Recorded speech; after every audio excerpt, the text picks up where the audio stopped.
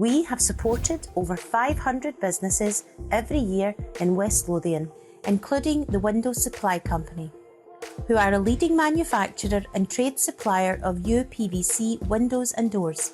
The company was established in 2019 by the former directors of Stevens Wood and has a current headcount of 100 full-time employees based at their new 120,000 square foot manufacturing facility in Whitburn.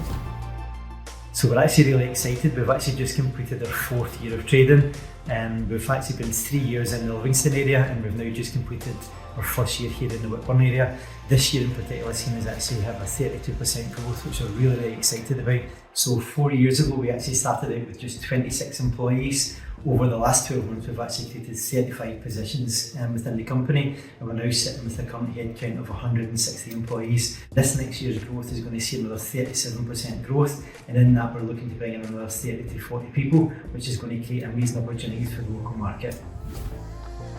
Over 550,000 has been approved to support digital development, low carbon and business recovery initiatives in West Lothian. To find out how Invest can help your business, visit our website.